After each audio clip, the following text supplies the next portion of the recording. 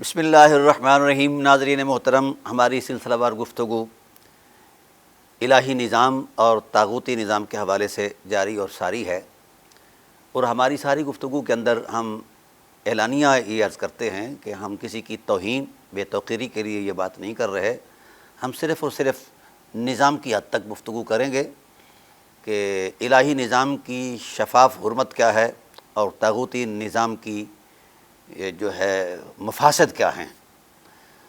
تو چونکہ رسول اللہ صلی اللہ علیہ وسلم کی ذات والا صفات کی حیات عصمت تک تو حضور علیہ الصلوۃ والسلام خود اس الہی نظام کے نگران رہے اور بانی رہے۔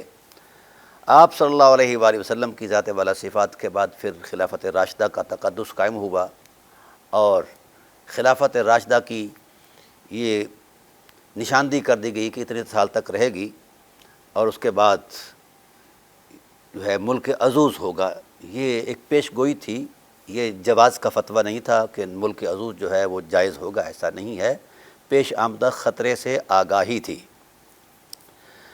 تاہم میں عرض کر رہا ہوں کہ جو الہی نظام کے خد و خال ہیں، اگر شخصیت کے تصور میں دیکھا جائے تو جناب ابوبکر صدیق رضی اللہ تعالیٰ عنہ نے 2.5 سال اس نظام کی حرمت کو برقرار رکھا، اور پھر احتیاط کی انتہا دیکھیے، ان کے تقوی اور ان کی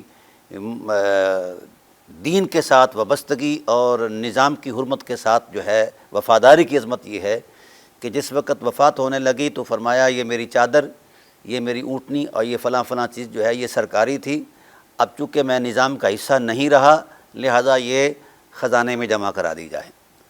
اور پھر جو تنخواہ لیتے رہے وہ بھی صحابہ کرام علیہم الرضوان کے اصرار پر لیتے رہے۔ تو وہ خاص حالات تھے کہ اگر یہ کاروبار کرتے تو نظام حکومت کون چلاتا، تو صحابہ کرام علیہم الرضوان نے کہا کہ آپ خزانے سے لیں گے، تو انہوں نے فرمایا کہ جو عام مزدور تنخواہ لیتا ہے میں اتنی ہی تنخواہ لوں گا، زیادہ تنخواہ نہیں لوں گا، اور اگر میری تنخواہ بڑھاؤ گے تو میں مزدوروں کی تنخواہ جو ہے وہ بڑھا دوں گا۔ یہ ایک احتیاط کی عظمت تھی۔ تو اپنے بیٹوں سے کہا، اپنی بیٹیوں سے کہا کہ میرے اثاثہ جات میں سے کون سی چیز ایسی جو متقوم ہے، قیمتی ہے، تو بتایا گیا کہ فلاں فلاں چیز ہے۔ تو جناب نے فرمایا کہ وہ ساری چیز فروخت کر کے جتنی میں نے بیت المال سے تنخواہ لی ہے وہ ساری بیت المال میں جمع کرا دی جائے۔ میں رسول اللہ صلی اللہ علیہ وسلم سے اس حال میں نہیں ملنا چاہتا کہ میرے اوپر بیت المال کے کوئی اخراجات جو ہیں وہ میرے اوپر ہوں، میں بالکل صاف اور شفاف ہو کر ملنا چاہتا ہوں۔ یہ ہے الہی نظام کی حرمت کے خد و خال، اور ملک عزوز میں جو ہوا وہ انشاءاللہ میں پیش کروں گا۔ حضرت عمر کا دور آیا، انہوں نے اگر کوئی قمیص سلا لیا تو لوگوں نے احتساب کیا کہ یہ قمیص اتنا کپڑا تو ایسے ایسے آیا تھا، آپ کو یہ اضافی کیوں ملا؟ تو جناب نے فرمایا کہ ایک حصہ میرے اپنے ذاتی حصے میں تھا اور ایک حصہ میں نے اپنے بیٹے کے حصے کا یہ ملا کر قمیص لیا ہے۔ تو یہ ہے احتیاط، یہ الہی نظام کا کے نگران جو تھے ان کا اپنا رویہ۔ حضرت عثمان غنی رضی اللہ تعالیٰ عنہ کا بھی معاملہ ایسا ہے۔ بہت سارے معاملات پر ان صحابہ کرام کا ایثار و وفا، سب مال جان ہر شے جو ہے وہ پیش کر دی تھی انہوں نے۔ سو مولا کائنات علیہ الصلوۃ والسلام جو ہیں اس نظام کی جو حرمت ہیں، جنہوں نے اس نظام کو شرف بخشا ہے، وہ جس وقت کوفہ میں تشریف لائے تو اہل کوفہ سے کہا کہ دیکھیے جس سواری پر میں آ رہا ہوں اور جس لباس پر میں آ رہا ہوں، اگر جاتے وقت اسی لباس اور اسی سواری پر گیا تو میں نے حق نظام الہی جو ہے وہ ادا کر دیا ہے، کوئی خیانت نہیں کی۔ اگر کوئی اضافی چیز یہاں سے لے کر گیا تو سمجھ لینا میں نے کہیں خیانت کی ہے۔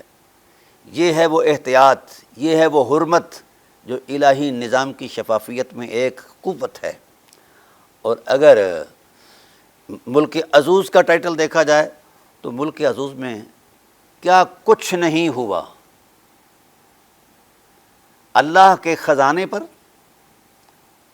قومی خزانے پر، بیت المال پر، مسلم امہ کی امانت پر شب خون مارا گیا اپنی ذاتی خواہشوں کے لیے۔ تو ملک عزوز جو ہے یہ اس کا اسلام سے تعلق ہی کوئی نہیں ہے، نہ یہ اسلام کا اصولی نظام ہے اور نہ ہی یہ اسلام کا فروعی نظام ہے، یہ خود ساختہ نظام ہے اور حجرہ ساز نظام ہے۔ جس طرح مولویوں نے حجرہ ساز شریعت تشکیل دی ہے، اس طرح یہ حجرہ ساز نظام ہے۔ اب ہم نے اس نظام کی تاریخ کو بیان کرنا ہے، جو طاغوتی نظام قرآن پاک نے بیان کیا ہے۔ 600 قرآن کی آیات کے اندر طاغوتی نظام کی نشاندہی کی گئی ہے، اور پھر ہم نے ملک عزوز کو پیش کرنا ہے۔ اگر ملک عزوز اسلامی نظام قرار پاتا ہے مزاج نبوت کے مطابق اور مشیت الہی کے مطابق تو ہم سر تسلیم خم کریں گے۔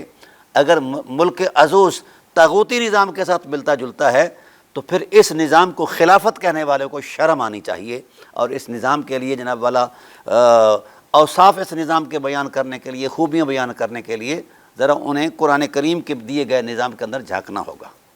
اب میں عرض کرتا ہوں کہ ذاتی طور پر دیکھا جائے تو طاغوتی نظام کی جو بنیادی ترجیحات رہی ہیں وہ توہین رہی ہے۔ پہلی ترجیح توہین رہی ہے کہ طاغوتی نظام کے لوگ انبیاء کی توہین کرتے تھے، بلکہ قرآن کریم کی روشن گواہی کے مطابق طاغوت جو تھے یہ انبیاء علیہ السلام کو قتل کیا کرتے تھے۔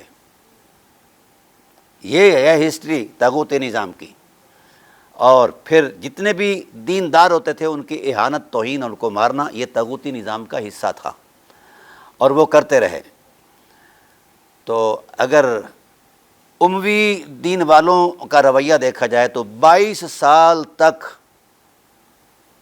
ابو سفیان رسول اللہ صلی اللہ علیہ وسلم کے قتل کے منصوبے بناتا رہا اور بے تحاشا سرمایہ خرچہ کرتا رہا۔ 22 سال کے بعد جس وقت سر قلم ہونے کی زد میں آئے تو پھر ایک طرف کلمہ تھا یا دوسری طرف سر قلم تھا، تو سر کو قلم ہونے سے بچانے کے لیے یہ کلمے کو جناب تکلم کر لیا۔ میری ساری گفتگو جو ہوگی وہ بنو امیہ کے پس منظر کے تصور میں نہیں ہوگی، جو انہوں نے کلمہ پڑھنے کے بعد اسلام کے ساتھ نیکیاں کی ہیں اور امت کے ساتھ جو بھلائیاں کی ہیں وہ بالاستیاب بیان کروں گا اور بالاسناد بیان کروں گا، اور اس کی اسناد پر صحت کی دلائل بھی پیش کروں گا۔ تاہم یہ انشاءاللہ العزیز یہ سلسلہ وار گفتگو چلے گی۔ سردست میں ایک شکل دکھانا چاہتا ہوں طاغوتی نظام کی، کیونکہ طاغوتی نظام میں ترجیحاً اللہ تعالیٰ کی حرمتوں کی پامالی، اللہ کے بندوں کی پامالی، انبیاء کا قتل، اولیاء اور اصفیاء کا قتل، یہ وغیرہ یہ طاغوتی نظام کی ترجیحات میں تھا، اور پھر حق کو جھٹلانا یہ ترجیحات میں تھا۔ تو سو ایسے ہی یہ اموی نظام کے اندر بھی جتنی توہین کی گئی ہے اہل اللہ کی، اصحابہ کرام کی، اور باضابطہ انداز میں کی گئی ہے اور بطور نظام کی گئی ہے یہ توہین، یہ بڑی عجیب سی بات ہے۔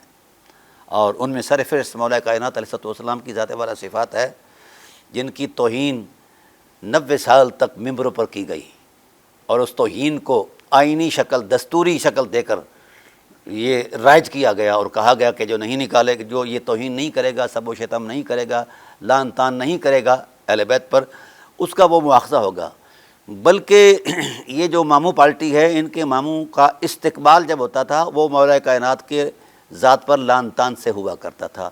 تو گویا ان کا جو طرز معاشرت ہے اموی دین والوں کا، وہ توہین سے ہی شروع ہوتا ہے اور توہین پر ہی جناب والا اختتام پذیر ہوتا ہے۔ اور توہین کس کی؟ رسالت کی بالواسطہ۔ توہین کس کی؟ اصحاب رسول کی۔ توہین کس کی؟ حرمات کی، حرمتوں کی توہین، بیت اللہ کی توہین، بیت الرسول مدینہ طیبہ کی توہین۔ یعنی انہوں نے اپنی اقدار کو توہین سے ہی شروع کیا ہے اور توہین پر ہی ان کا اختتام ہوا ہے۔ اس پر انشاءاللہ فقیر پوری ڈیٹیل دے گا اور پوری تفصیلات پورے دلائل کے ساتھ۔ تاہم ایک نشاندہی میں طاغوتی نظام کی پیش کر دیتا ہوں قرآن کریم سے مثال، کیونکہ 600 آیات کے لگ بھگ آیات ہیں جن کے اندر طاغوتی نظام کو ننگا کیا گیا ہے اور اس کے مفاسد بیان کیے گئے ہیں۔ اللہ تعالیٰ ارشاد فرماتا ہے الم تر الی الذین اوتوا نصیبا من الکتاب یؤمنون بالجبت والطاغوت ویقولون للذین کفروا ہؤلاء اہدی من الذین آمنوا سبیلا اولئک الذین لعنهم اللہ ومن یلعن اللہ فلن تجد له نصیرا۔ یہ قرآن پاک کی آیت ہے سورہ نساء کی۔ اب اللہ تعالیٰ ارشاد فرماتے ہیں، نشاندہی کر رہے ہیں طاغوتی نظام کی جو علماء تھے طاغوتی نظام کے وہ رشوت خور تھے، اور جس وقت کوئی بڑا آدمی کسی حکم شرعی کی ذات میں آتا تو اس کے لیے آیتوں میں تحریف کر دیتے، اور چھوٹے آدمی پر وہ حدود لگا دیا کرتے۔ یہ سارا جہان جانتا ہے، اس کی تفصیلات میں جانے کی ضرورت نہیں۔ اس آیت کریمہ کا منظرنامہ یہ ہے کہ یہ یہود کے علماء گئے رسول اللہ صلی اللہ علیہ وسلم اور اصحاب رسول کی مخالفت میں مکہ کے اندر، اور انہوں نے کہا کہ ہم جو ہیں مخالفت کر رہے ہیں رسالت کی، قرآن کی اور اصحاب رسول کی، اے اہل مکہ تم بھی ان کے ساتھ مخالف ہو، تو آؤ ہم مل کر اسلام کا کلا کما کرتے ہیں، بانی اسلام کا کلا کما کرتے ہیں۔ ہم اندرونی حوالے سے مواخذہ کریں گے اور ان کو قتل کرنے کی سازشیں کریں گے اور ان کو تباہ کرنے کی سرکیمیں لگائیں گے، اور آپ بیرونی طور پر ان پر حملہ آور ہو جائیں گے۔ تو ہم جب دونوں طرف سے یلغار کریں گے تو اسلام بھی ختم ہو جائے گا۔ جب بانی اسلام نہیں رہا اور اسلام کے پرستار نہیں رہیں گے تو اسلام کہاں رہے گا؟ یہ بات انہوں نے کہہ دی۔ اب کفار مکہ نے یہ کہا کہ تم بھی اہل کتاب ہو اور وہ بھی اہل کتاب ہیں، ہمیں تمہارے اس سکیم پر اعتماد نہیں آ رہا، ہو سکتا ہے کہ تم ہم سے غداری کر جاؤ اور ہمیں شکست دو اور پریشان کرو، ہم اعتماد نہیں کرتے۔ تو ان علماء یہود نے یہ کہا کہ آپ کے لیے اعتماد کی صورت کیا ہوگی؟ اب سنیے ملا اعظم کا تراشا ہوا تصور دین کیا کہتا ہے۔ میں ویسے نہیں بھڑک کر بات کرتا کہ میں ملا اعظم پر اگر جس وقت میں کوئی بات کرتا ہوں تو قرآن کریم کی روشن آیات کے تناظر میں کرتا ہوں۔ ملا اعظم نے کہا کہ تم ان کے خاتمے کے لیے آمادگی کا اظہار کرو اور ہم سے جو اعتماد چاہتے ہو ہم پیش کرتے ہیں۔ اب کفار مکہ نے کہا کہ اگر ایسا ہی ہے تو پھر آؤ نہ، پہلے جس طرح ہم بتوں کی پوجا کرتے ہیں تم بھی بتوں کی پوجا کرو۔ تو یہ علماء یہود بتوں کی پوجا کرنے کے لیے بت کدے میں چلے گئے اور بتوں کی پوجا کی۔ کہا اس کے علاوہ اور اعتماد کی شرط کیا ہے؟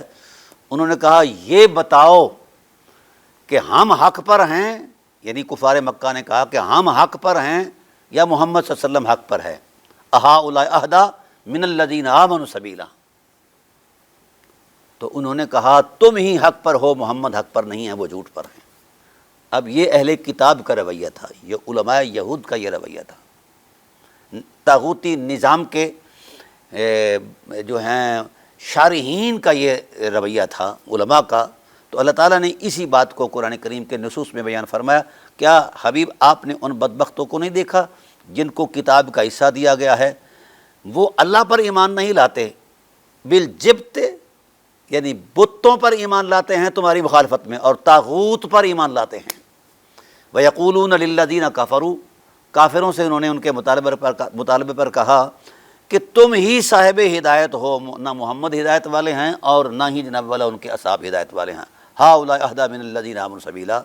تو اللہ نے یہ فرمایا جواب، اولئک الذین لعنہم اللہ، یہی وہ لوگ ہیں جن پر اللہ تعالیٰ خدا ہو کر ان علماء پر لعنت کرتا ہے۔ ومن یلعن اللہ فلن تجد لہ نصیرا، جس پر اللہ لعنت کر دے اس کا کوئی مددگار نہیں ہے۔ تو دوستان محترم، یہ طے ہے کہ رسول اللہ صلی اللہ علیہ وسلم کا جو دین ہے، الہی دین جو لے کر آیا ہے، اس کی مخالفت میں اہل کتاب نے بتوں کی پوجا بھی کی اور طاغوتی نظام کے لیے اپنا کردار بھی دیا ہے۔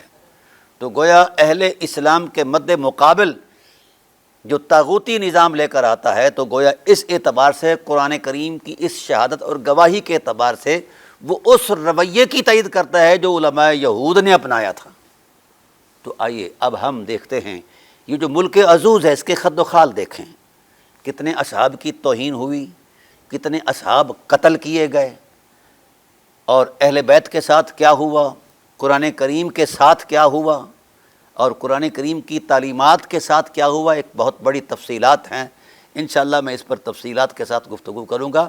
ابھی تو میں نے سرنامہ بیان کیا ہے کہ جو ملک عزوز ہے یہ اسلام کا نظام نہیں ہے، نہ اسلام کا اصولی نظام ہے، نہ فروعی نظام ہے۔ یہ اپنے خد و خال اور اپنے دائرہ کار کے اعتبار سے یہ طاغوتی نظام کے قریب تر ہے۔ اور مجھے حیرت آتی ہے ان علماء پر جو اس طاغوتی نظام کے ٹائٹل کو شرعی نظام قرار دیتے ہیں۔ ان کو شرم نہیں آتی؟ کہتے ہیں کہ یہ بڑا اچھا نظام ہے، اور اس کے نظام کے مقابلے میں کوئی دوسرا نظام جو تھا، جس طرح وہ ایک غامدی صاحب ہیں، ان کا سر بھی چٹا ہو گیا ہے، پھر بھی وہ یعنی اپنی وہ اس عصبیت سے باہر نہیں آتے کہ وہ کہتے ہیں کہ جناب حضرت علی کی جو سیاست ہے وہ 0/0 ہے، اور حضرت علی کے مد مقابل کی جو سیاست ہے وہ بڑی بلند سیاست ہے۔ ہاں، حضرت علی کی سیاست میں جھوٹ نہیں ہے، حضرت علی کی سیاست میں مکاری نہیں ہے، حضرت علی کی سیاست میں یہ چلاکی نہیں ہے، سادہ لوحی نصوص قرآن، نصوص نبوت کی روشنی میں ان کی سیاست ہے، اور یہی الہی نظام ہے۔ علی کی سیاست میں مغلظات بولنا نہیں ہے کسی پر، علی کی سیاست میں عزت نفس کی بحالی اور وقار انسانیت کی بحالی ہے، اور مد مقابل کی سیاست کیا ہے؟ حرمت مآب صحابہ کرام کی توہین کرو، ان کو قتل کرو، ان کے گھروں کو لوٹو، اور ان کے بچوں کو ذبح کرو، اور اہل بیت نبوت کی توہین کرو، ان کو سب و شتم کرو، اور جہاں کوئی ان کا حامی مل جائے احترام کرنے والا ان کو قتل کر دی جائے۔ یہ ہے خلافت راشدہ کے مد مقابل جو نظام ہے ملک عزوز، یہ ہیں اس کے خد و خال۔ اب زندہ ضمیر لوگوں سے میرا مطالبہ ہے کہ وہ اپنے ایمان کی ذات حقیقت کو سامنے رکھ کر، قرآن کریم کی حرمت مآب آیات کو سامنے رکھ کر فیصلہ کریں کہ الہی نظام کیسا ہے اور ملک عزوز کیسا ہے، اور نبوی دین کیسا ہے اور اموی دین کیسا ہے۔ تو انشاءاللہ یقیناً سمجھ آ جائے گی۔ تو ہم انشاءاللہ العزیز قرآن کریم کی روشن آیات کے تصور میں الہی نظام کا بھی معیار پیش کریں گے، معاملہ پیش کریں گے، اور اس کے مد مقابل طاغوتی نظام کے تصورات بھی پیش کریں گے، اور پھر اموی دین اور نبوی دین کے مابین حد امتیاز کیا ہے اس کو بھی پیش کریں گے، اور اموی دین کے خد و خال بھی پیش کریں گے۔ تو بنیادی طور پر اموی دین جو ہے وہ اتنا عجیب ترین اور خطرناک ترین دین ہے کہ جس میں خون ریزی کے علاوہ کوئی چیز ہے ہی نہیں۔ ایک انسان کے قتل کو اللہ پوری انسانیت کا قتل کہتا ہے، اور جہاں ہزاروں صحابہ کو کرسی کے لیے قتل کر دیا جائے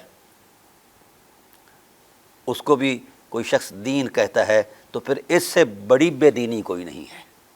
یہ بھی دین ہے، صحابہ کرام علیہم رضوان کی توہین بھی دین ہے، اہل بیت کی توہین بھی دین ہے، اور خدائی نظام کو ہٹا کر خدا کے نظام میں شراب حرام، اموی دین میں حلال، صحابہ کی گواہی میں انشاءاللہ تفصیل وار پیش کروں گا۔ الہی دین کے اندر قتل نفس، قتل عمد غلط، اور نبوی اپنا اموی دین کے اندر شوق، قتل انسانیت۔ تو کتنی چیزیں ایسی ہیں جن چیزوں سے شریعت مطہرہ نے منع کیا تھا، انہی چیزوں کو ملک عزوز میں پھیلایا گیا ہے۔ یہ ایک مختصر سا ایک چھوٹا سا جائزہ تھا، میں انشاءاللہ اس کی تفصیلات میں بالاستیاب گفتگو کروں گا اللہ تعالیٰ کے فضل و احسان سے۔ صرف ابھی آپ کو ایک چھوٹا سا نمونہ پیش کیا ہے کہ الہی نظام کیا ہے اور طاغوتی نظام کیا ہے، نبوی دین کیا ہے اور اموی دین کیا ہے۔ نبوی دین کی طاقت یہ اللہ کا پاک قرآن ہے، دلیل کی بنیاد پر اس کی طاقت ہے، مؤثر دلیل ہے۔ نبوی دین کا اثاثہ، نبوی دین کی دلیل رسول اللہ صلی اللہ علیہ وسلم کی سیرت طیبہ ہے۔ نبوی دین کی حرمت میں اصحاب کرام علیہم الرضوان کے ایثار اور وفا کی داستانیں ہیں، اور اموی دین کی طاقت کیا ہے اور اس کا مائنڈ سیٹ کیا ہے کہ قرآن کی بھی توہین کی جائے، نیزوں پر اس کو جناب والا لٹکایا جائے، اور اموی دین کی طاقت کیا ہے، قرآنی تعلیمات کے مد مقابل اپنا نظام دینا ہے، اور اموی دین کی طاقت کیا ہے، خون ریزی اور شریف النفس صحابہ کرام کی توہین اہل بیت علیہ السلام کی توہین اور وہ اخلاقی اقدار کا قتل جو مدار انسانیت ہے، وہ حرمتیں پامال کرنا جن کی تعظیم اور توقیر کی جو ہے عظمت کو قرآن بیان کرتا ہے، صاحب قرآن بیان کرتا ہے، تو اس پر ہم بالاستیاب گفتگو کریں گے کہ نبوی دین کا اثاثہ کیا ہے اور اموی دین کا اثاثہ کیا ہے۔ ان دونوں دینوں کا ایک تقابلی جائزہ یوں پیش کریں گے کہ نبوی دین کے نتائج کیا ہیں اور محاسن کیا ہیں، اور اموی دین کے مفاسد کیا ہیں، اور آج تک اگر امت نہیں بن سکی تو یہ اسی اموی دین کا وہ تسلسل ہے، اس کے علاوہ اور کچھ نہیں ہے۔ تو میں چاہوں گا کہ امت اموی دین کے ساتھ وابستہ نہ رہے، نبوی دین کے دامن میں آ جائے، اسی میں عافیت ہے، اسی میں وحدت ہے۔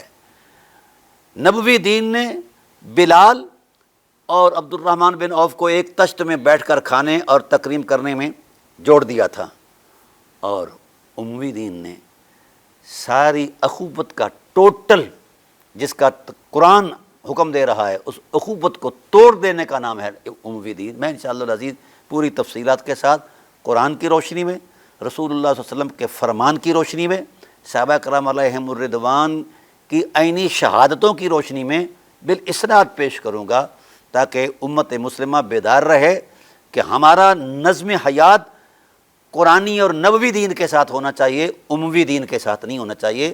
اور جتنے یہ جو اموی دین والے لوگ ہیں، انہوں نے اپنی ذہنی تراش خراش کر کے قرآن کے پلے میں ڈالی ہوئی ہے، اور یہ اموی دین کی حرمت کے، اموی دین کی بقا کے لیے یہ قرآن کریم کی معنوی تحریف کرنے سے بھی باز نہیں آتے، یہ اتنے ظالم ہو گئے ہیں۔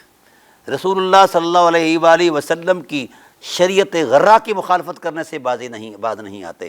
ہم ان کی تشریحات اور تصریحات پر اچھا الحمدللہ مطالعہ رکھتے ہیں۔ ہم ٹیلی کریں گے پورے اموی دین کو قرآن کریم کی روشن آیات پر۔ اگر اموی دین قرآن کریم کی روشن آیات کے حسب حال ہے تو ہم بسم اللہ قبول کریں گے، اگر نہیں تو پھر امت سے کہیں گے کہ اموی دین والوں سے اسی طرح ہٹ جاؤ جس طرح رسول اللہ صلی اللہ علیہ وسلم کی ذات والا صفات نے باطل سے خود کو ہٹا کر حق کی ترجمانی میں اپنا کردار دیا ہے۔ ہم رسول اللہ کے غلام ہیں، امویوں کے غلام نہیں ہیں۔ آج بھی طاغوت جو ہے، مجھے اس پر حیرت آتی ہے، کہا جاتا ہے کہ یہ بڑا اسلامی نظام ہے۔ اموی دین کے اندر جو پہلا وزیر تعلیم تھا وہ یہودی تھا، یعنی اتنے بڑے حساس پیٹرن پر، معاملے پر ایک یہودی کو بٹھا دیا گیا جو مسلمانوں کو مسلمانوں کی تعلیم کی نگرانی کر رہا ہے۔ یہودی، یہ ہے اموی دین۔ پورے اصحابہ کرام علیہم الرضوان کی جماعت میں سے کوئی ایسا شخص صاحب علم و عرفان نظر نہیں آیا خار المومنون کو کہ وہ اس کو اس امانت پر متعین کرے۔ اور آج بھی میں کہہ رہا ہوں، شرم آنی چاہیے ان مولویوں کو کہ جن کو یہ کافر کہتے ہیں، انہوں نے آج غزہ میں کردار دیا ہے، اپنی قیادت شہید کروا دی ہے، حزب اللہ نے قیادت شہید کروا دی ہے۔ اور ان کافر جن کو یہ مولوی کافر کہتے ہیں، انہوں نے مسلمانوں کی حمایت میں کردار دیا ہے، قربانی دی ہے۔ اور حیرت ہے، جو فقیہان حرام ہیں وہ کتنے میں بکے ہیں، ایک لفظ بھی نہیں بولا۔ پوری عرب ریاستیں جو ہیں وہ اب بھی اسرائیل کے ساتھ ہیں، اور یہاں بھی سوچا جا رہا ہے کہ جناب والا پاکستان کو بھی اسرائیل بنایا جائے۔ ایسا نہیں ہو سکتا، پاکستان کا ضمیر زندہ ہے، خمیر بھی زندہ ہے، وقار بھی زندہ ہے۔ تو بہرحال افسوس سے مجھے کہنا پڑا کہ ایک شریف النفس آدمی نے، مولانا امیر حمزہ نے اگر حق بول دیا ہے تو اس کے پیچھے میں ایسے پڑ گئے جناب والا کہ جس طرح مطلب ہے پتہ نہیں کون سی اس نے چوری کر لی ہے۔ تو پھر آئیے اب اپنا اصل چہرہ دکھیے، ہم دکھائیں گے کہ آپ کا اصل چہرہ کیا ہے، آپ کی ہسٹری کیا ہے، کہاں سے آپ چلے ہیں، کتنا آپ اسلام سے وابستہ ہیں، اور اسلام کے ٹائٹل پر آپ نے کتنا سرمایہ جو ہے وہ جوڑا ہے۔ یہ ساری اور کہاں سے آپ کو سرمایہ آتا ہے، انشاءاللہ العزیز ہم یہ ساری وضاحت دیں گے اللہ تعالیٰ کے فضل و احسان سے۔ صرف ہمارا مصدر صرف قرآن ہوگا، رسول اللہ صلی اللہ علیہ وسلم کی ذات اور اصحابہ کرام کی عینی شہادتیں ہوں گی اور پورے دلائل اور پورے وقار کے ساتھ۔ اللہ تعالی ہمیں حق کی معرفت نصیب فرمائے اور حق کے ساتھ وابستگی نصیب فرمائے۔ وما علینا الا البلاغ۔